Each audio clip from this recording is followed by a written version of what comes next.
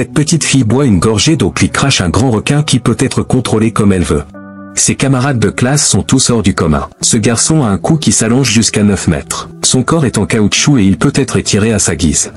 Cette fille, sa voix est très particulière. Elle peut contrôler n'importe quel objet à travers les ondes sonores. En fait, ce sont tous des enfants avec des super pouvoirs. Un garçon qui a des talents de métamorphose, des jumeaux qui peuvent contrôler le temps, mais aussi un garçon ultra rapide. Il est tellement rapide qu'il cause une distorsion du temps qui rend ses mouvements très lents. Cette fille qui dessine semble être ordinaire, mais ses dessins peuvent prédire le futur. Ce garçon assis a plusieurs pouvoirs, mais puisqu'il n'est pas assez concentré, il fait n'importe quoi.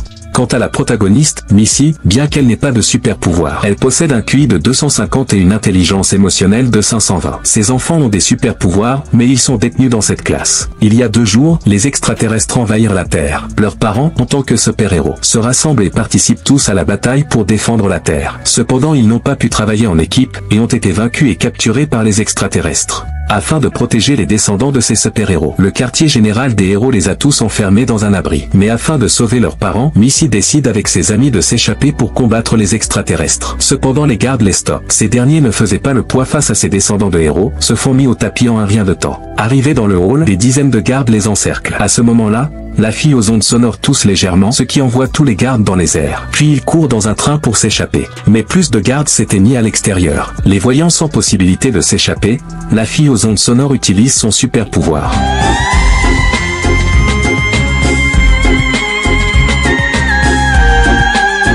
Le train vole légèrement dans les airs. Ils étaient sur le point de percuter le grand bâtiment en face. Ce garçon pouvait tordre son bras. D'un coup de poing, il brise le verre et s'empare d'une barre avec sa main valide. Et grâce à son bras long de 9 mètres, il sauta hors du train. Il attrape un poteau électrique, et fait une rotation à 360 degrés du train, puis il s'envole dans les airs. Les personnes d'en bas étaient choquées. Ils arrivent dans la maison de la grand-mère de Missy qui est un personnage légendaire, qui a entraîné d'innombrables super-héros. Ayant entendu dire que les extraterrestres envahissent la Terre, la grand-mère décide de donner à ses enfants un entraînement infernal. Après plusieurs jours d'entraînement, les pouvoirs des enfants sont grandement améliorés. Une équipe de super-héros est donc née. Après avoir dit au revoir à grand-mère, ils découvrent accidentellement un vaisseau spatial extraterrestre. Ils occupent rapidement le vaisseau spatial. Alors qu'ils s'apprêtaient à décoller, ils se rendent compte qu'il manque une personne. Il s'agit du garçon qui se déplaçait lentement. Le garçon en caoutchouc le ramena d'un coup. Puis ils ont conduit le vaisseau spatial jusqu'à la base extraterrestre. En arrivant là-bas, ils étaient choqués, c'était grand comme un labyrinthe. Alors qu'ils sont occupés à chercher leurs parents, ils découvrent une grande pyramide. Le garçon avec plusieurs pouvoirs affirme que cet endroit est une arme destinée à détruire la Terre. À ce moment-là, le responsable du quartier général des héros apparut subitement,